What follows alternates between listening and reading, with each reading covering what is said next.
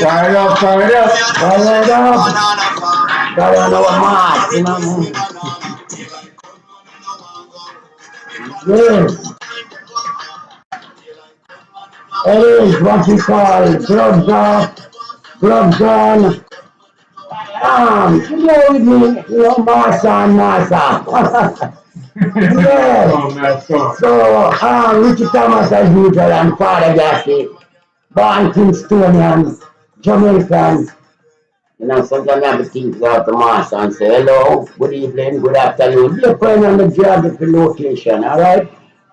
So we are in a very prophetical mode and this is our next episode, 11th episode of Gloves On, and this is August the 10th. The 10th day, 7 days from the Honorable Marcus Mosiah's birthday, which is August 17th. Alright, so we're gonna make Shaggy go on, you know, as we call it in Jamaica, you know, keep you in a very nostalgic mood while we feel copacetic over here and continue to, you know, keep you aware, keep you focused, and keep you what we call in the realm. Alright, so Shabby, drop the banana. No, drop the glass right here. When you say drop the banana, you drop the glass and you drop over your eye. Yeah. You come to distance, history, and go like this. Yeah, and you go like this. And then you take your hands and you roll your face like this. And then you go like this, and the glass, and then you go like this, and the glass drop over your eyes. That's how you dance with that. Yes. This, and you hold your hand, and you roll your face, and you go like this, and the glass drop right over your eyes. But that's for the kids, them, you know. Drop the banana, Shaggy.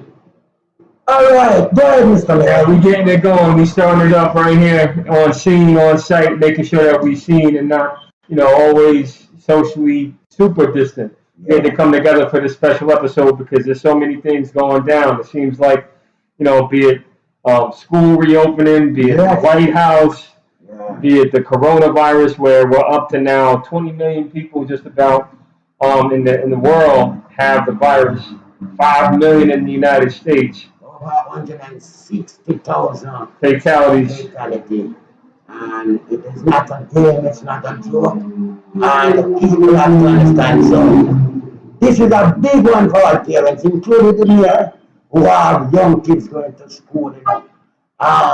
Governor of New York City, Andrew Cuomo, have given the 180 page, you know, to reopen school. And Mr. Mayor, what do you think about 180 page that show the reason why you must open back school? You know, I think, you know, usually when schools reopen, it's supposed to be an exciting time for parents, kids, especially kids going to kindergarten. Like my daughter, you know, she's so excited to go to kindergarten, but it's not going to kindergarten. It's now going into a place where you're really concerned about the health and safety of everybody, from teachers, parents, students, and it's unfortunate, but something that we took for granted per se is now something that we really have to be mindful of, which is just going to school. And I just feel for my daughter, who will never have that experience, at least for the next few years, of going to school without a mask or having to worry about, you know, her health. When you hear they say that, Mr. Mayor, every kid who come there, gonna check for 120 degrees. If they pass that, they're gonna turn them back. So no, I mean, you're talking about just a year ago, you know, we were going to school, and you know, Richard Thomas, one of his administration emphasis was education. Education, that's right. You know, Richard, I remember when you bring that hip-hop kid come to Mount Vernon High School. And you know, Richie, just imagine. Deal with the bullies. There's a lot of bullying going on. Right. You know, so today, you know, it is not the same. And I show the mayor, I have a 10-year-old son, and every parent, we have what we call a mixed bag.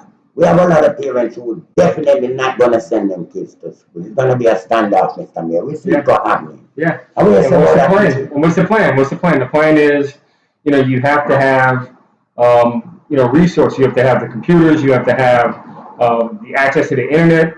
And a lot of these things aren't available to many parents, especially those that are working 2 jobs, some working 3 jobs. And it's really going to be complicated going into the fall, knowing that, education is really under attack by this virus. Yes. And it's not just attacking education, it's attacking the economy because people can't work if their kids aren't, taken care of. No. So there's a lot of considerations going in here. Yes.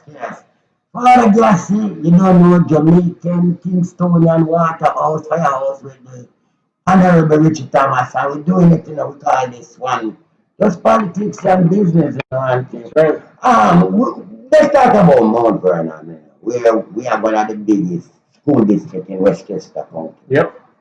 And we're talking about thousands of kids in Mount Vernon going to school in a close permit, where they have to meet, greet on the crossroad. I mean, Mr. Mayor, what about that also? Look, I think the school district has taken, considerable steps to try and get it right. But they need help from the state and the federal government to fund some of the things that they need, like PPE. They need funding for masks. They need funding for UV lights and all the stuff that they need to disinfect constantly. And, parents, we have to start working with our kids now to help them practice getting ready to be in that scenario. But, I think the real concern is, how are we as an overall plan, a national plan, dealing with, reopening the schools. I mean, just this, state by state, county by county approach. I just hope that, we can get a national strategy to really support education and educators and get these classrooms open in person, but also open online so that, there's this continuity across the board. For example, we have a kid who maybe, have 121 degree over by one of you send him home. But at the same time, when he went home, he still can continue to educate, It's really going to have to be a period in our lives where we look at this and say, these few years of COVID have to have like an asterisk mark where, whatever we lost, we know it's a proper gain in experience and in family values, because everything is really centered around family sticking together to stay healthy. But I do think that, there has to be a sliding scale of sorts so that kids that do fall behind because of the unknown that's coming with the reopening. I just hope that there's some kind of consideration for those shocks to the system and to the kids. Again, this is what we call a whole new development. Yeah, Mr. Mayor. The whole new thing. We were just looking at it and saying, the government of Mount Vernon said that the budget gonna be shortfall, especially the school budget, by $29 million. But that's a self-inflicted one. I mean, the control is not transferring over the money, and that's something that's been going on since I was in office. And all I can say is I hope that that we're able to get that money back to the school district, because they definitely deserve it and need it. The census also is a part of our economics in Mount Vernon too, and everybody know that they have taken a form of, like, how much computer is on the north side compared to the south side. And it was like, wow, the south side, for them to get to the people through the census and the computer, they realized that almost 30%, almost 80% of the south side don't have a computer to reach them as fast as the north side. Yeah, that's where, again, we have to invest in the community. Right. And for many years, the monies that were meant to address issues like that, providing computers to families. Right, that's what I'm saying. Wherever they are, especially on the south side that need it, those monies were available to Mount Vernon for many years, but they were never given to the people. They're always given to, friends and cronies, and they never reach the people. Always reach somebody's pocket. But I just know that, given all the circumstances going on with COVID, there should be a push to get computers to every child, Right. school districts Yes. across the country. Yes. Period. That's it. That's what needs to happen. You got a statistic, okay? On South Fourth Avenue, we have 20 kids on Fourth Avenue. They all need a computer. Right. Fifth Avenue, and you can, right there you catch up. Be it from the city or the school district, it doesn't matter which one, but there has to be, an investment in digital infrastructure so that people can compete, they can look for work to either work from home or they can go to school and have the resources that they need to go to school. I remember in which is a vision here. You always say the millennium. You call them the millennium. You say cutting edge. Yeah. That's why you did go to Dubai to find out economically how you can set up like a cyber city. Because we see it coming. Mount Vernon would be the first cutting edge cyber city. Well, right now, Richard Thomas should have, I believe that's a vision, a main brain where all the kids in Mount Vernon would connected. All to do now is just bring a teacher there or what and set in a program and it spread all over. And we would have been way ahead and every. It would be a model for not only in Westchester County but for the country. Which make we talk about crime. 9 fatalities so far. And it's just August and it's 9 fatalities. A young man just get 9th Avenue and Sanford, 18-year-old, get gunned down over 8th Avenue and 2nd. And, under your government, we have seen where Richard Thomas, if a killing, you happen immediately. Now we're going back into that statistic, we're going back to a court case. But 9 fatality, Mr. Mayor, what do you have to say about that? That's not. What I say is, Mount Vernon should have never ended its relationship with the federal government the way it did. And, the feds were very much involved. They were working with my administration from the FBI to the ATF. And they were sending a very clear signal that illegal guns are not welcome, and all the other things that went along with it, even sex trafficking for children. Those are things that were public enemies for us, and we brought them in to specifically crack down on those things. And I'm so happy that we were able to make a positive difference. But the moment I left, those relationships deteriorated, and I heard that they were removed from the Mount Vernon Police Department in a major way. And that's something that needs to be restored and strengthened, because by having that relationship, it means that you have more resources and more support. And people that are doing the wrong thing, they know that if they do something wrong, there are bigger consequences to pay. And that's why, look, our community should be safe and it should be flourishing. But for some reason, there just seems to be this spirit that wants to keep us all divided and fighting each other. But we really should be united and celebrating each other. Right. And that's something that I always seek to do. But people seem to always get lost in the politics and the emotions and not realize that as long as the people benefit, that's the best thing that can happen. And that's where, I want to, just urge Mount Vernon to keep coming together and urge Mount Vernon to address the violence the best way you can, and just know that you got to urge, or restructure that relationship with the police department in the city, so that the people know that we all got each other's back in this. Right. Again, Richard Thomas, yes, we love that. Again, we're being live, so you're gonna hear like what we call, Richard Thomas, you read the news yesterday of the traffic, cops who get stabbed, and then the guy who started, the police, they now accuse him that they beat him down. They beat down the guy too much, like they handle him too bad. But we're talking about the traffic agent get stabbed.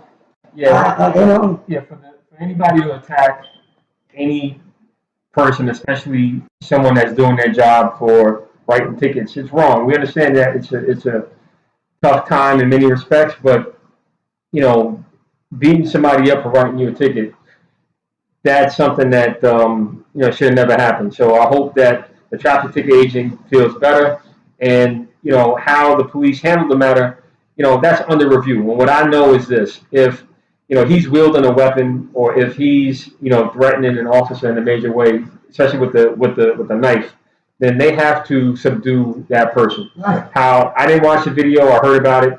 I'm just saying, there has to be an understanding that you just can't be attacking police officers and expect not to be subdued. Right. And that's it. I'll leave it at that for now, because they're going to go through their review. And They're gonna their go to their review. Because it may not, who knows? I mean, what if it may not have been excessive if the guy was still wielding a knife? Right. If he's on the ground trying I to saw the touch somebody. video. I saw the video. Well, video is tricky. Yeah. I just saw the guy on the ground. Yeah. I didn't see the insertion when it started. And that's with video now. Yeah. You will see just a moment, and then you have to draw your conclusion. Was he attacking them? Or did he reach on the ground and they're on top of him? Right. We got, and that's where the whole thing has to be, put together. But the full facts of it remain. You should not attack the traffic agent. Yeah, simply did that. Now, one simple ticket make you have a felony now, you know what I mean? Yeah. But is it, what? It ain't right. Richard, me not tell you now, but statistics is saying that, depression and mentally, like, people always like just a takeaway of being explosive, you know what I mean? And that's something that, again, we have to be mindful of, but still, there has to be respect for law and order. It just can't be chaos and, just a disastrous situation. Right. And we've seen the disastrous situation with the way in which the power has been out for much of the city following this storm. Yes. And I just want to speak on that very briefly. We're still out on M Street right now, on the north side. People is losing, they're borrowing people fridge to put in their food. They can't go overnight and they have to be staying in the Dunkin' Donut and store with their husband, Mr. Mayor. Yeah. Can you believe that, Richard? It's terrible. And just go back to Superstorm Sandy almost 10 years ago. Yes. And Richard Thomason is on is chopping wood. Out there doing the work. Yeah. But right now, just think about all the lessons learned from Superstorm Sandy. And think about how none of those lessons over the past few years have been applied. No. And it's like, why do politicians not force the utilities to bury their electric lines? We was going to do that. Bury it. Richard Thomason talked about that. Yeah. Bury it. And just, and there's all that has to happen in Mount Vernon is the city council has to pass the legislation that I put forward back in 2016, 2017, 2018, 2019 to bury the electric cables so that, we can have a more reliable electric system. Yes. And Con Edison following major storms. Remember when we had that big snowstorm where it knocked out power for half the city I think it was in 2017? It was like back-to-back snowstorms. And in the middle of winter, we're not used to power outages, which we don't want to get used to power outages. No. But the point remains that, look, if Con Ed buries these 19th century cables, they should be in the middle of the street at a certain, distance, of course. And they should, be throughout the whole city. Yeah. And that will do a couple of things. It'll take away them from killing and butchering our trees, one. Right. And two, when a wind blows, we don't have to worry about the power going out. Not only that, we save the burden from, going there and, let our feet us all over the place, I mean, going to Germany don't have no problem when storm. Yep. Everything because the wire is buried and it makes sense. And think about the jobs that will create over the next 5 to 10 years. The jobs for people to reconnect these wires, be it for Con Edison, putting it in the street, right, or connecting it back to your home. Think about all the work that will create. But you know what? It's one of those things where we just gotta know that we gotta do. So these are the things that we're talking about. It's like we gotta create jobs in a meaningful way, and you know what? It's not gonna cause your electric bills to go up too much because guess what? Every major storm, Con Edison has to spend close to $500 million to turn the lights back on. Yeah. So if they invest that money now, over the next 5-10 years, you're going to get it back. Because we're not even through hurricane season yet. There's at least, what, 3 more months? Oh, God, we have all the way. Make me say all the way to November. Yeah. Time out to the climate change. Yeah. And irregularity in the weather. We can, remember we get a storm in January, you know? Yeah. So, and that's why I'm just like saying, look, we gotta make sure that we take every step and every precaution to invest. And if the law is passed and Con Ed is held to task to bury these cables, guess what?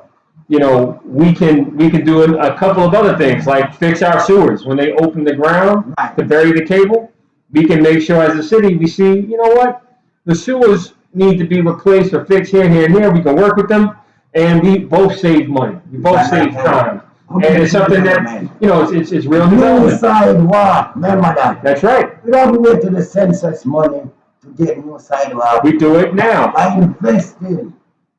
Invest. Richard Thomas believe in invest. That's why we say the boardwalk, the ferry. Yeah. We say with all these, you know, intricate things coming together, memorize. We're turning again in a more going on. We're supposed to be a cyber city. We're not supposed to complain what the kids are gonna do when school is out. They're supposed to have their laptop right now connected.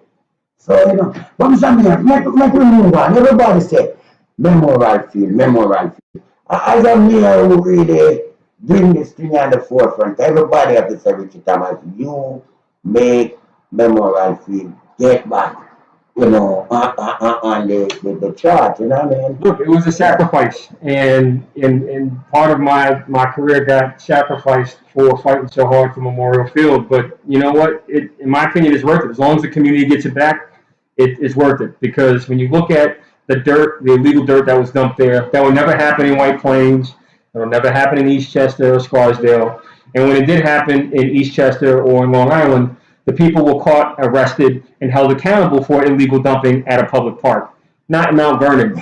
You know, and even with, you know, missing millions of dollars with the comptroller, who was just sued again today by Kristen Reed, who is the former Veterans Commissioner and now doing another role in City Hall for back pay. Think of all of the real crimes that are being committed against the people of the city, and all those things that are hurting real people are not addressed. And you have to wonder, like, who owns Mount Vernon? You know, why are the politics so deep, dark, and devious so that we can't even have a pool or we can't have a park or a skate park? You know, just think about it. It's like, it's ridiculous. Not only that. You know what I'm saying is at the chopping block. And we hear it, you know, close the other parties, let me tell you the truth. They should not sign on to what they want to do. And I remember, Richard Thomas, you have given this public space, because you say, watch it, we want more and to have a public space for kids now. It should be a right time now. Just imagine with the plan that you have on today. Look, you know, what I know is the biggest plan we can do is invest in our parks and our outdoor public spaces. And we need to do what was done all around us. You know, helping restaurants have outdoor seating, not just in the spring and the summer, but also in the fall and the winter. We have to figure out how can these restaurants operate outside, outdoors, going into the wintertime. That's what we need to be doing. Not, you know, bickering and quarreling over, you know, all these little personality things that we see. Oh, they operate to the outside now. They give you, if you go to City Hall, they give you like $50 to put that table out. But I haven't seen too many restaurants because they're not getting a lot of permit to put down here. What I know is this. They need to be processed. They need to be taken care of, be handled. And it should have been done already. Right. That's it. It's not done. If you go around and so they want to do the same thing I'm going to say. Yeah. But the guy, they don't know how to go out. You should have somebody so we can engage with them to get it done. And it's uniform out and make it look really good. And all I got to do is copy and paste from New York City. It's not that difficult. Go to Bronxville. I mean, it's done. We don't have to work that hard. But again, you know, for some reason, the politics is preventing that little simple progress, and it's hurting the people's pockets from working. And that's what the problem is. City Hall should not be an enemy of the people. It should be, you know, something to protect the people. Richard Thomas, next time 100 days for the national election. It's getting jiggy. Yeah, it's getting crazy. Right now, what we're Real talking about, the post office is under stress and the mail-in ballot is under stress. And you hear the president give out warning already that he can postpone and all kind of pura as we say in Jamaica, pura. The post office, we have seen also the census reduced by a month. Yeah. Because we know that there was a federal government memorandum went out to exile people who are undocumented of the census, but that gets shut down by the Supreme Court. Yep. So we said, with the census shortened by a month, less than 100 days, the post office, Mr. Mayor, what is your take on it? I don't know that. It's going to be a nasty election. And my hope is that people that are in New York, in states that are blue, you focus on the swing states and you start making phone calls and contacting people that you know in, Minnesota. You start contacting people in Pennsylvania, Texas, New Mexico, Arizona, South Dakota, North Dakota. You find all those states where, it's in the heartland. And if you know somebody there, you got to make sure that they are watching closely and they go vote. And they don't just go vote along party lines. They vote because they woke and they see what's happening and how there's an administration that's not taking the leadership that we need to the place that is going to make us safer. Like, look at the situation with the coronavirus. It's out of control almost. Yes. So, you got to vote for the results that you want to see. And I can tell you right now that we're not getting it right now out of this White House. We're not getting it. Again. We are talking about less than 100 days for the election. Yep. And, you try to agree thing because again, they don't have this thing under control. We see every time we look, even Texas, there's fight, and they go around. But what's strange, Mr. Mayor, is that it's in the rural community now. Yeah. It's spiking. It's spiking, and it just goes. Trump era, So my thing is, I just don't want people to get lost and bamboozled into a war with China, because that's what it looks like everything is sizing up to do right now. The increasing tensions between the United States and China is looking like it's going to become a real election-defining issue. So if people just look at it for what it is, be it a mistake by China for not containing the virus, or this is their biological attack, one way or another, we have to hold them accountable, but we should not, throw, our ideals and who we are as a people out the window because, we're angry about something. We have to be resolved to solve the situation. We have to be resolved to have policies in place that are going to protect people, not policies that are going to make the rich richer, the elite more elite, and all of us get burned. We need to do something where we have, an administration that's going to look out for all people. And I can tell you right now, the plans being put forward by the Biden camp are speaking to me in a major way. And I just hope that, we can get, some new leadership in there that's going to take us the right direction. We're talking about So the post office has been set up to fail. We have to make sure that they succeed. And this election, we have to make sure that we waking up everybody to vote and vote for the results that you need to see happen to protect you and your family. We have seen something happening in Lebanon, Beirut. Let's go a little international. And as it reminds me, Mr. Mayor, Mr. Thomas, when that hurricane in Puerto Rico, and you pull together, that's what we call a humanitarian aid. Yeah. Now we are seeing Beirut, Lebanon, ask for help right now, and nobody responded. Except for France. Big up to France for stepping up to help, but not us. And we need to step up and help them. And I just think about, we don't want that.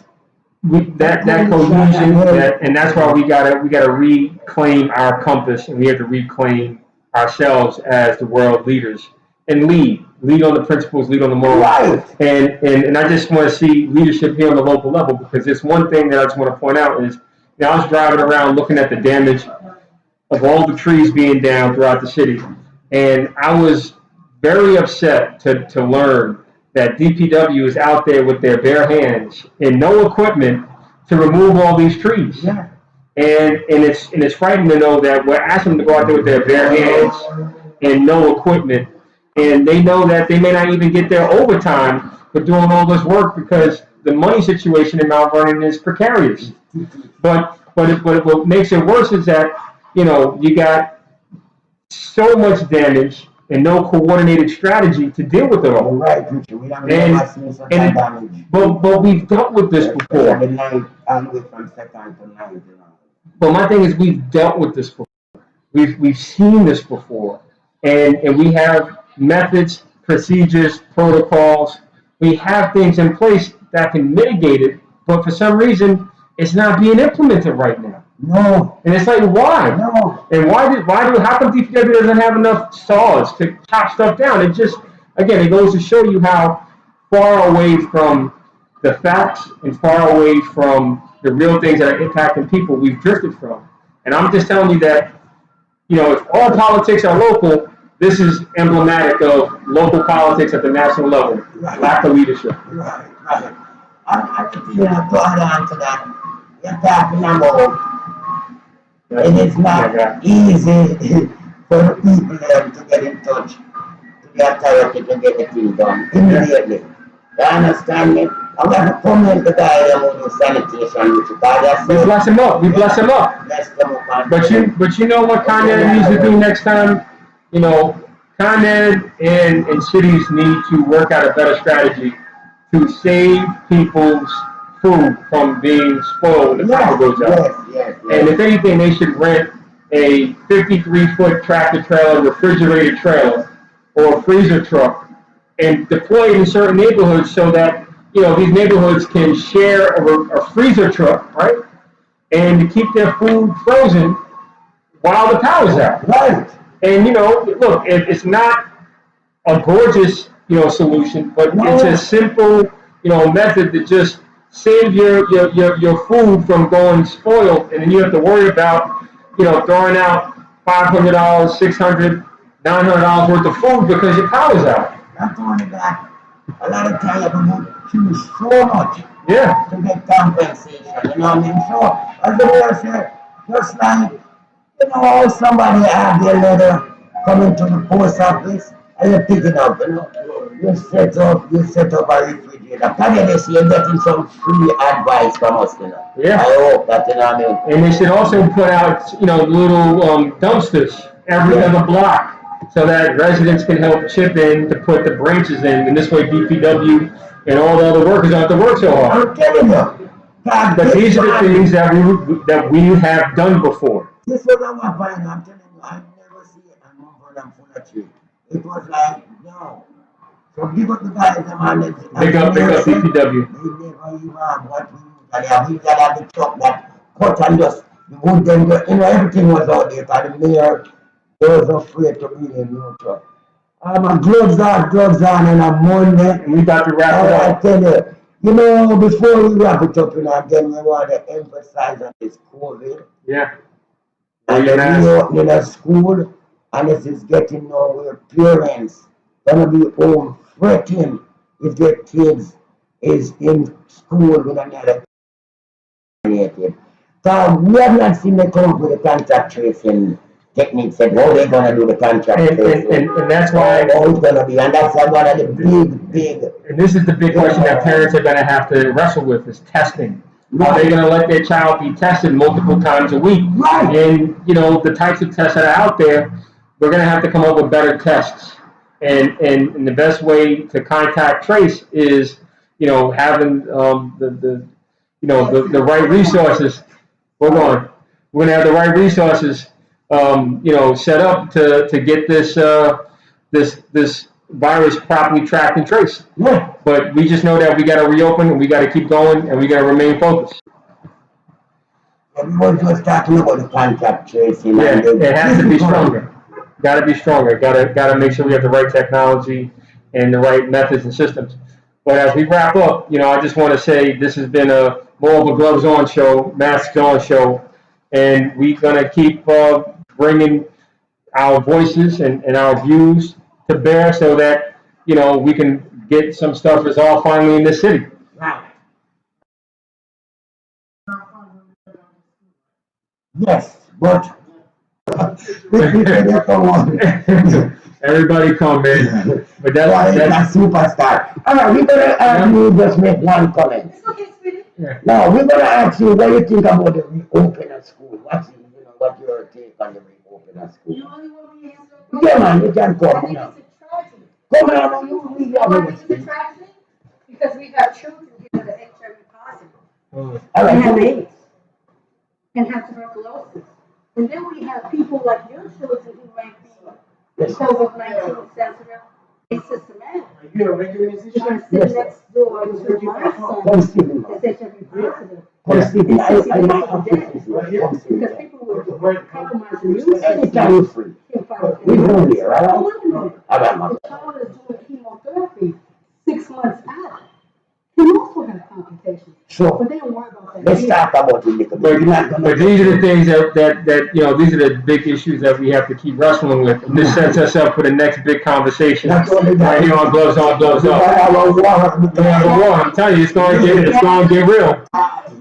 You see, nobody wants to talk about the problem. What we want to do is we want to send children to find out how many dropped dead, and then we want to say, wait a minute, we should review this. Wait a minute, it's been a quarter century since we've had children born in the city because we had a maternity ward. So then you take the babies that are HIV positive and you move them to Michelle. Let me finish. Then you take the money. Listening. Then you take the money that you would give to Mount Vernon to take care of those children that are HIV positive, and you give it to Michelle because the babies were born in another municipality. So now you have a whole quarter century here in Mount Vernon, no babies being born, and guess what happens next? You got independent living, dependent living housing for senior citizens because they're eliminating the laughter of children.